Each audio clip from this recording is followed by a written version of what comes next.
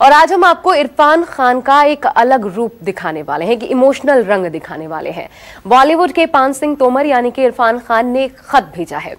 इस खत में उन्होंने 7 समंदर पार से अपने फैंस के नाम जिंदगी जीने का पैगाम भेजा है।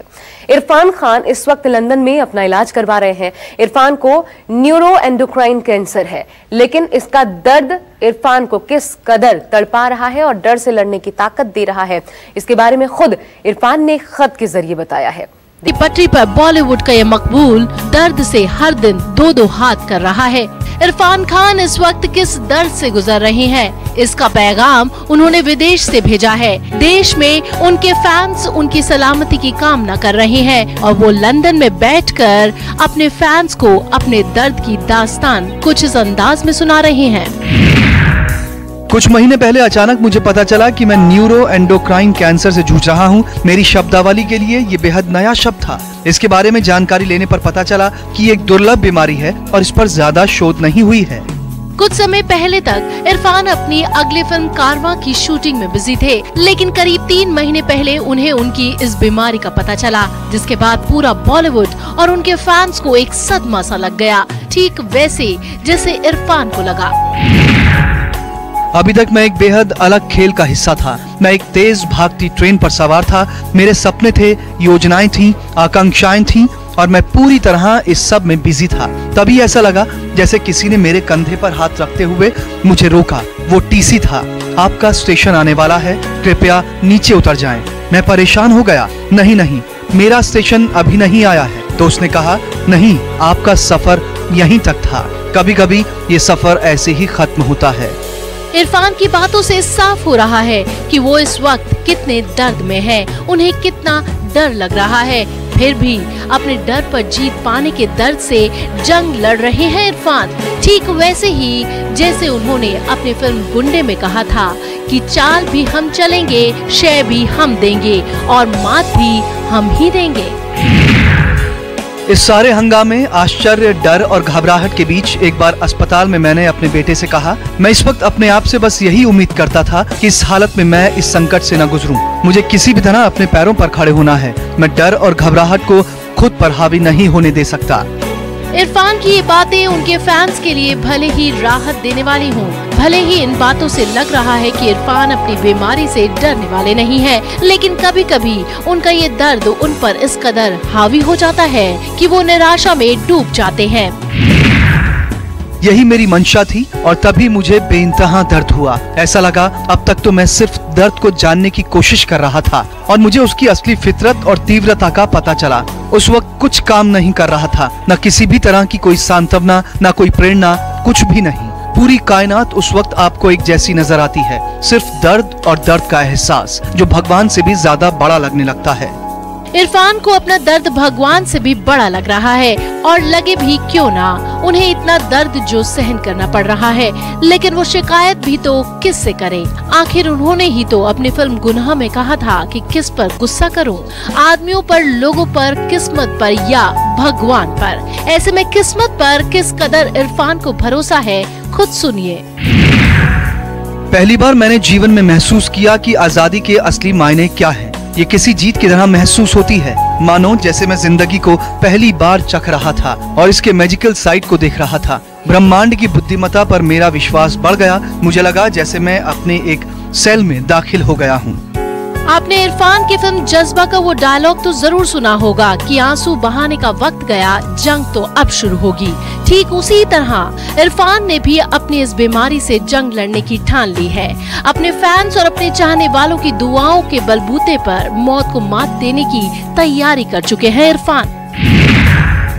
मेरी इस यात्रा के दौरान लोगों ने मेरी सेहत के लिए प्रार्थना की। वो लोग जिन्हें मैं जानता हूँ और जिन्हें नहीं भी जानता हूँ, लोग अलग अलग जगहों से अलग अलग समय पर मेरे लिए प्रार्थना कर रहे थे और मुझे लगता है कि उनकी प्रार्थना एक हो गई, एक बड़े से फोर्स की तरह जो मुझ में मेरी रीढ़ की हड्डी से लेकर मेरे सिर तक दाखिल हो गई है। ये बढ़ रहा है एक पत्ते और एक कली की तरह। मैं इसे अपने पास रखता हूँ और इसे देखता हूँ। वो हर एक दुआ जो मेरे सामने एक पत्ते और कली के रूप में आई है, वो मुझे आश्चर्य से भर देती है और मुझे अनुभूति कराती है कि कॉर्क को कुछ भी कंट्रोल की जरूरत नहीं है और आपको कुदरत के इस झूले में आराम से झुलाया जा रहा है। इरफान के दर्द की इंतहा उनके इस पैगाम में साफ नजर आ रही है। फिर भी 7 समंदर पार उन्हें अपने फैंस की दुआओं का असर दिख रहा है। वो हर दिन अपने दर्द पर जीत पाने के लिए जंग लड़ रहे हैं। ऐसे में इरफान का ये पैगाम उनके फैंस की आंखों को नम तो जरूर कर ही देगा और हम तो यही दुआ करेंगे वो जल्द ठीक होकर देश वापस लौटे।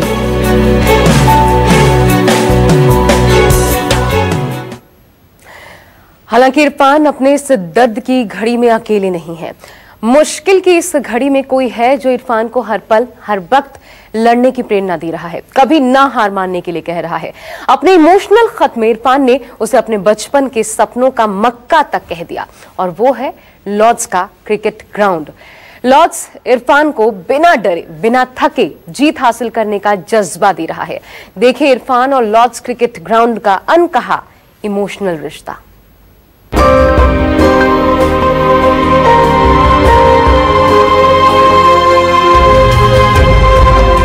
एक तरफ खेल का वो मैदान जो लोगों को सपने बुनने का हौसला देता है, एक तरफ वो अस्पताल जहां हर पल जिंदगी लड़ती है, जूझती है, और बीच में वो सड़क है जो जिंदगी के इन दो पहलुओं के दरमियान दीवार की तरह मौजूद है। इरफान जिस अस्पताल में कैंसर की बीमारी का इलाज करवा रहे हैं, उसके ठीक सामने है लॉर्ड्स का वो मैदान जो हर क्रिकेट प्रेमी के लिए तीर्थ से कम नहीं। इरफान के लिए भी लॉर्ड्स का क्रिकेट ग्राउंड उनका मक्का है। जी हाँ, मक्का।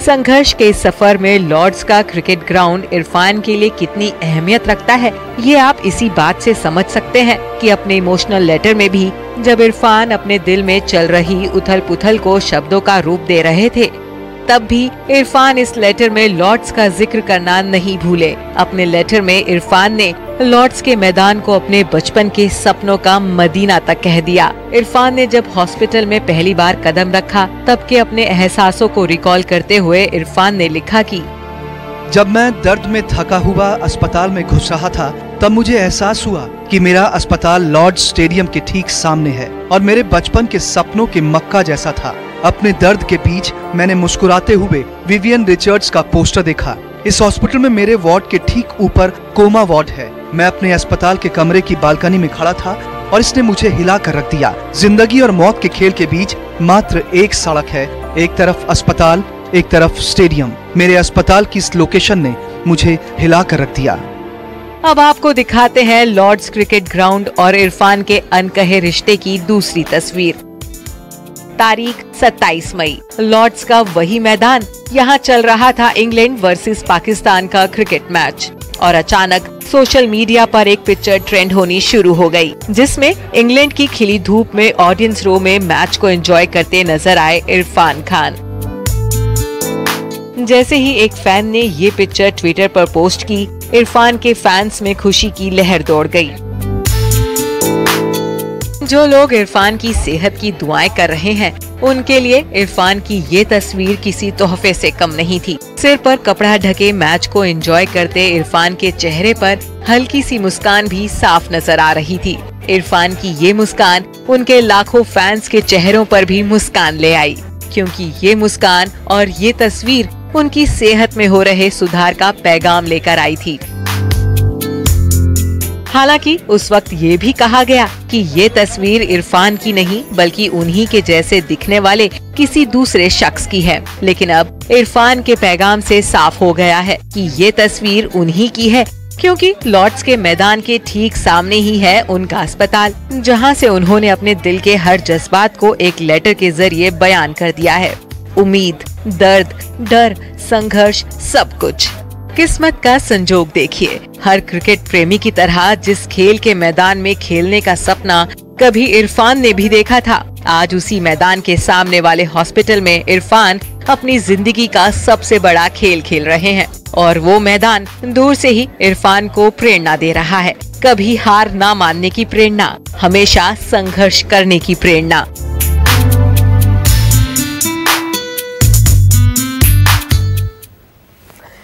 इरफान को न्यूरो एंडोक्राइन कैंसर है और ये बात तो करीब 3 महीने पहले ही उन्हें पता चल गई थी। लेकिन न्यूरो एंडोक्राइन कैंसर होता क्या है, शरीर के किस हिस्से में ये होता है और इसका दर्द इरफान के स्पाइन से लेकर सिर तक क्यों जा रहा है, इसका इशारा भी उनके इस खत के जरिए मिल गया है। देखिए। दर्द, दर्द और सिर्फ दर्द। इस वक्त इरफान की जिंदगी की हकीकत बन गया है न्यूरो एंडोक्राइन का दर्द। जी हाँ, करीब 3 महीने पहले जब इरफान ने अपने एक ट्वीट के जरिए दुनिया को अपनी इस बीमारी के बारे में बताया तो फैंस के पैरों के नीचे से जैसे जमीन ही खिसक गई।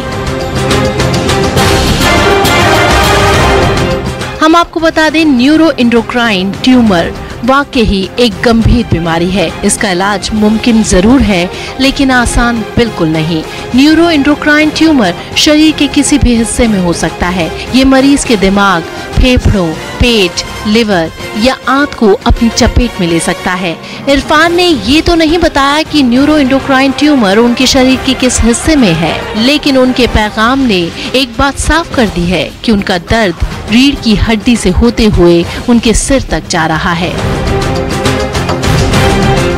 न्यूरो एंडोक्राइन ट्यूमर, जिसे आसान शब्दों में आप ऐसे समझ सकते हैं कि ये ट्यूमर शरीर के उन हिस्सों को इफेक्ट करता है जो किसी तरह का हार्मोन्स प्रोड्यूस करते हैं। ये बीमारी गंभीर और रेयर इसलिए है क्योंकि हार्मोन्स प्रोड्यूस करने वाले सेल से न्यूरो एंडोक्राइन ट्यूमर पनपता है और ये ट्यूमर भी हार्मोन्स प्रोड्यूस कर सकता है। इस रेयर बीमारी से गुजरना बिल्कुल भी आसान नहीं है। ट्यूमर और इसके ट्रीटमेंट दोनों ही बेहद तकलीफदेह होते हैं। वो तकलीफ जिसके बारे में हम और आप सोच भी नहीं सकते। इरफान उसे महसूस कर रही हैं, लेकिन इतने दर्द के बावजूद इरफान अपने दोस्तों और फैंस को सब्र रखने के लिए कह रही हैं। उनका कहना है कि वो अपनी सेहत, अपनी बीमारी और ट्रीटमेंट की जुड़ी हुई बातें शेयर जरूर करेंगे।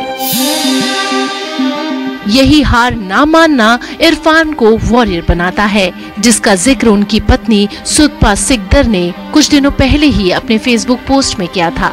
सुतपा ने लिखा था कि उनके बेस्ट फ्रेंड और पति इरफान वॉरियर है क्योंकि वो हर मुश्किल, हर दर्द, हर तकलीफ को बेहद खूबसूरती के साथ हैंडल कर रहे हैं। इरफान और उनकी पत्नी दोनों ही मीडिया से, दोस्तों से, फैंस से सिर्फ यही गुजारिश कर रहे हैं कि अफवाहों पर ध्यान देने की बजाय वो उनके लिए प्रार्थना करें। इरफान को कैंसर की खबर इसलिए भी हैरान परेशान करती है क्योंकि किसी को भी अंदाजा नहीं था कि एक के बाद एक बेहतरीन फिल्मों में जुटे इरफान इस हद तक बीमार हो जाएंगे। हाल ही में इरफान अपने अगले प्रोजेक्ट की तैयारी में जुटे थे। विशाल भारद्वाज की फिल्म के लिए इरफान और दीपिका शूटिंग शुरू करने वाले थे, लेकिन अचानक इरफान की तबीयत बिगड़ी और शूटिंग को फिलहाल के लिए पोस्टपोन कर दिया गया। ऐसे में इरफान के सिल्वर स्क्रीन पर लौटने के लिए थोड़ा इंतजार तो जरूर करना होगा क्योंकि अपने फैंस की दुआओं के बलबूते अपनी बीमारी और अपने दर्द पर जीत हासिल करके जल्द ही लौटने का पैगाम अब भेज चुके हैं इरफान।